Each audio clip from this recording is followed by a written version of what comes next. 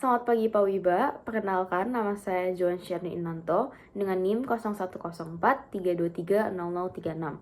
Di sini saya akan menjelaskan apa yang saya mengerti dan apa yang saya dapat dari materi setelah UTS hingga saat ini dan video-video yang Bapak kirimkan. Oke, pertama dari video mengenai seminar War dan International Politics yang dibawakan oleh John Mercimer. Di seminar ini dia menekankan bahwa perang merupakan elemen kunci dalam politik internasional. Ia juga menjelaskan bahwa perang atau ancamannya memainkan peran penting dalam menentukan perilaku negara dan keputusan politik global. Nah, meskipun upaya untuk menghapuskan perang telah sering dilakukan, namun kenyataannya konflik tetap ada karena perbedaan mendasar dalam prinsip politik dan struktur sistem internasional. Selain itu, ia juga menyoroti kecenderungan konflik kecil yang sering kali meningkat menjadi perang total. Akibatnya, pengaruh nasionalisme dan tekanan militer untuk mencapai kemenangan mutlak. Dalam konteks era senjata nuklir, Mercimer menegaskan bahwa membatasi eskalasi konflik adalah hal yang sangat penting. Ia menyimpulkan bahwa perang adalah bagian tak terpisahkan dari politik internasional, dipicu oleh ketakutan, ketidakpercayaan, dan persaingan antar negara sehingga eliminasi perang sepenuhnya dianggap tidak realistis. Selanjutnya di video kedua, ini tentang Cyber Siege Unmasking China's Assault on Global Networks. Dalam video ini membahas mengenai aktivitas cyber espionage China, khususnya serangan dunia maya terhadap infrastruktur kritis di negara lain termasuk Amerika Serikat. Presentasi ini membahas bagaimana China menggunakan jaringan peretas yang bekerja sama dengan pemerintah untuk mengumpulkan data, memantau disiden, dan mempengaruhi narasi publik.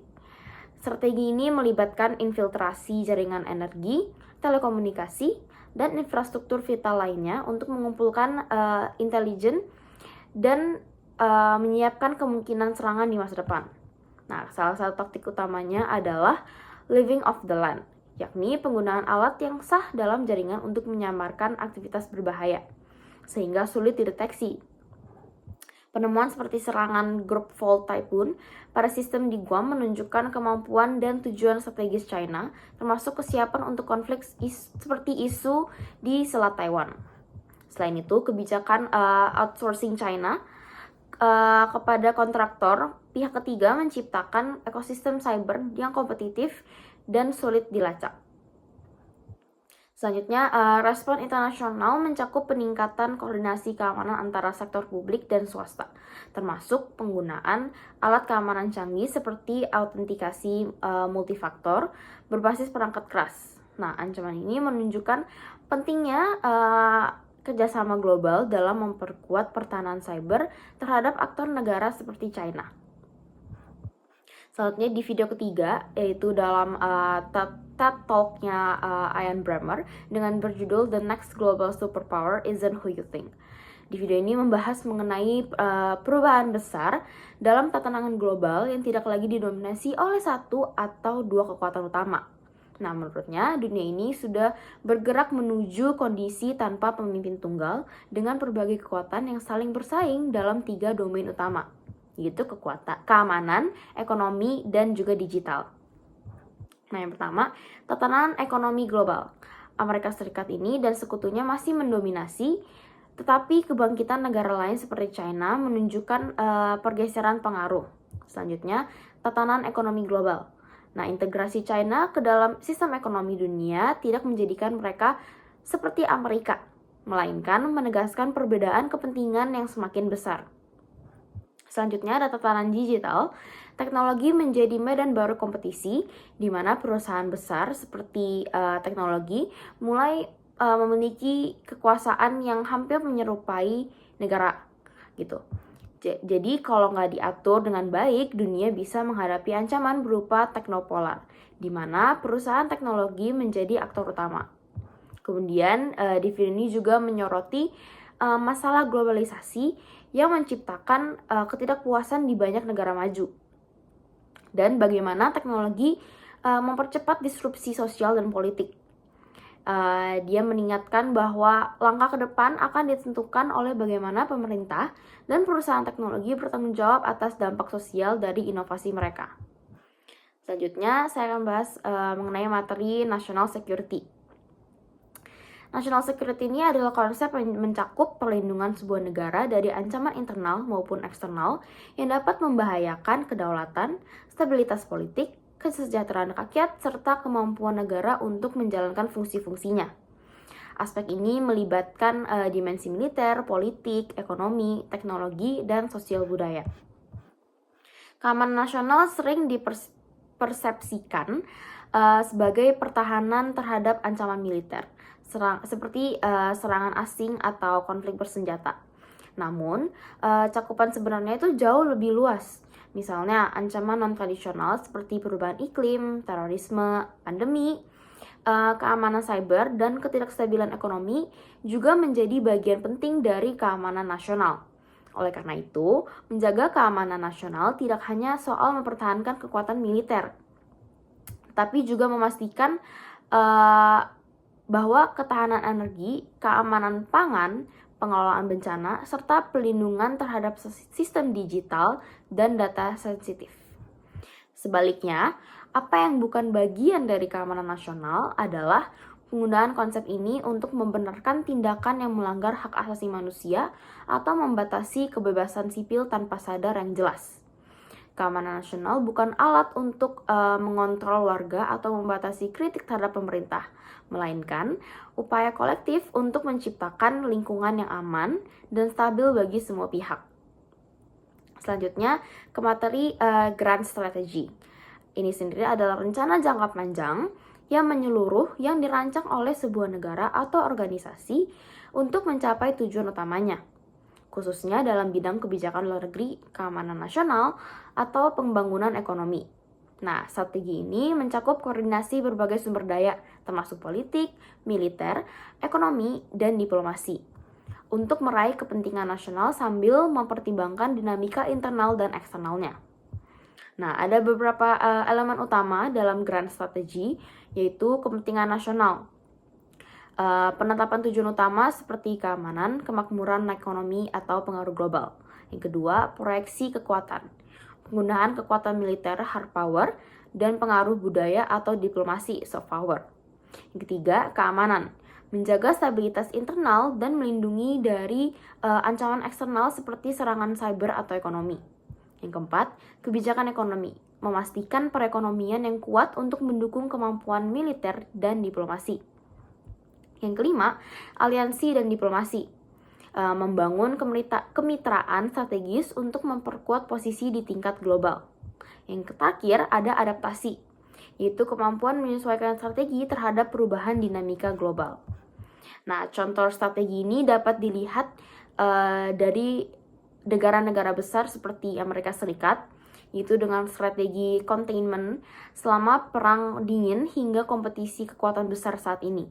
Selanjutnya, China itu fokus pada modernisasi ekonomi dan inisiatif Belt and Road untuk memperluas pengaruh.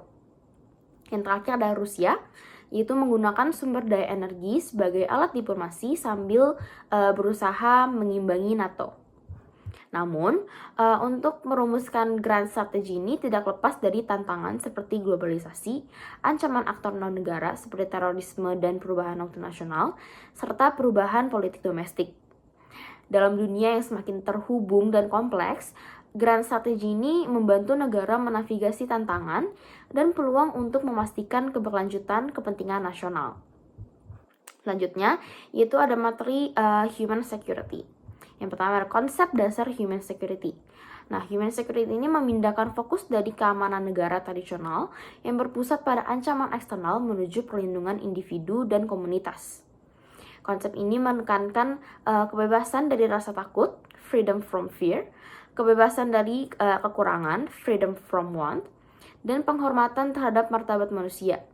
Nah, dimensi utamanya mencakup keamanan ekonomi, pangan, kesehatan, lingkungan, pribadi, komunitas, dan juga politik.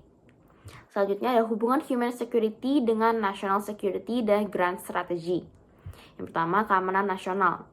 Human security mengatasi ancaman domestik seperti kemiskinan, pandemi, dan perubahan iklim yang berpotensi mengancam stabilitas negara. Grand strategy itu pendekatan yang melibatkan diplomasi, pertahanan, dan pembangunan mengatasi akar penyebab ketidakamanan, memperkuat stabilitas global, dan meningkatkan soft power. Selanjutnya ada human security dalam diplomasi dan militer. Kalau dalam diplomasi, itu fokus pada kebijakan berbasis manusia melalui bantuan kemanusiaan, pencegahan krisis, dan diplomasi regional untuk mengatasi penyebab konflik.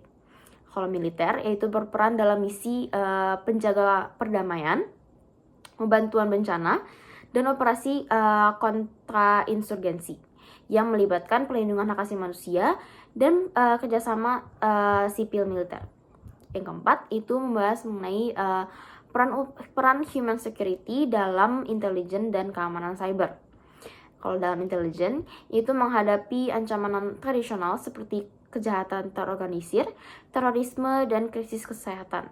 Juga berperan dalam memerangi disinformasi yang memecah belah masyarakat. Selanjutnya ada keamanan cyber, itu melindungi data pribadi, infrastruktur penting, dan institusi demokrasi dari ancaman cyber. Ini termasuk meningkatkan literasi digital dan kerjasama internasional untuk melawan ancaman global. Jadi kesimpulannya, integrasi konsep human security ini ke dalam keamanan nasional, diplomasi, militer, intelijen, dan keamanan cyber mencerminkan pendekatan holistik untuk mengatasi tantangan dunia yang modern. Dengan melindungi individu dan komunitas, negara menciptakan fondasi stabilitas nasional yang mendukung strategi global yang lebih luas.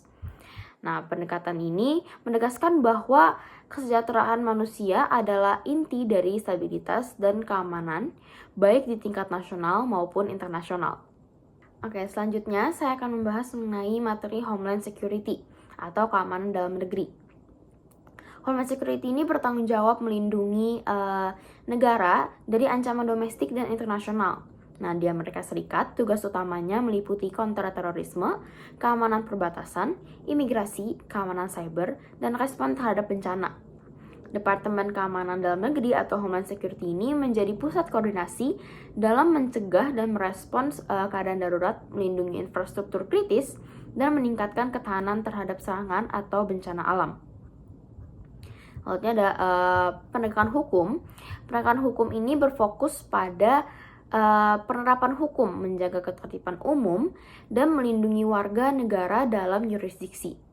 Ini melibatkan polisi lokal, negara bagian, dan agensi federal yang menyelidiki kejahatan, menegakkan hukum pidana, dan menangkap pelaku kejahatan. Nah, penegakan hukum ini juga bekerja sama dengan keamanan dalam negeri untuk pencegahan terorisme dan berbagi intelijen guna memitigasi ancaman. Nah, selanjutnya ada pertahanan dalam negeri, yaitu pertahanan dalam negeri berfokus pada peran militer dalam melindungi wilayah negara dari ancaman eksternal. Departemen Pertahanan Amerika Serikat bertanggung jawab untuk menangani ancaman militer terhadap keamanan nasional dan berkoordinasi dengan DHS dan agensi penegakan hukum. Ini mencakup pertahanan udara, pelindungan batas laut, dan mendukung upaya keamanan cyber nasional. Selanjutnya, yaitu ada kolaborasi antar agensi. Nah, ketiga bidang ini saling berkolaborasi erat, terutama dalam hal kontra terorisme, keamanan cyber, dan respons darurat. Keamanan dalam negeri berfokus pada pencegahan dan mitigasi, penegakan hukum, menangani investigasi dan penegakan hukum. Sementara pertahanan dalam negeri bertugas menghadapi ancaman berskala besar. Nah, koordinasi yang efektif antara ketiganya sangat penting untuk menciptakan strategi keamanan nasional yang komprehensif. Selanjutnya, saya akan membahas materi mengenai cyber dan terorisme. Yang pertama, keamanan cyber sebagai alat dalam terorisme. Keamanan cyber memainkan peran penting dalam melawan terorisme. mengingat ancaman terorisme yang semakin memanfaatkan teknologi digital untuk merencanakan, berkomunikasi, dan melaksanakan serangan. Nah, peretas teroris dapat menggunakan internet untuk memobilisasi dana, menyebarkan propaganda, dan merekrut anggota. Selain itu, mereka dapat menargetkan infrastruktur kritis melalui serangan cyber yang dapat menyebabkan kerusakan yang luas dan menambah ketakutan. Yang kedua, ancaman terhadap infrastruktur kritikal. Serangan cyber terhadap infrastruktur kritikal seperti sistem energi, air, dan transportasi memiliki dampak yang jauh lebih besar.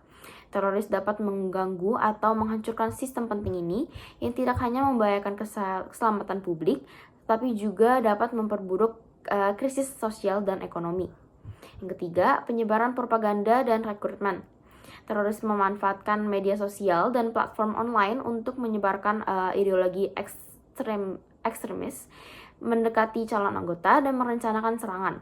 Hal ini menambah kompleksitas dalam upaya penanggulangan terorisme, karena konten berbahaya dapat dengan mudah menyebar ke berbagai penjuru dunia, dan regulasi untuk mengendalikan penyebaran informasi ini masih terbatas. Selanjutnya ada kolaborasi keamanan cyber global. Untuk menghadapi ancaman ini, kolaborasi internasional dalam bidang keamanan cyber menjadi sangat penting karena negara-negara perlu berbagi informasi, meningkatkan pertahanan cyber, dan memperkuat sistem keamanan di seluruh dunia.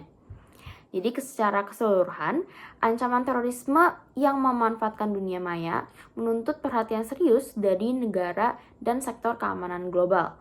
Keamanan cyber harus menjadi bagian integral dari strategi keamanan nasional dan internasional, melibatkan kolaborasi yang lebih besar antar negara, organisasi internasional, dan sektor swasta untuk mengatasi ancaman yang berkembang pesat. Sekian yang dapat saya jelaskan mengenai materi dari setelah UTS hingga saat ini. Sekian dan terima kasih.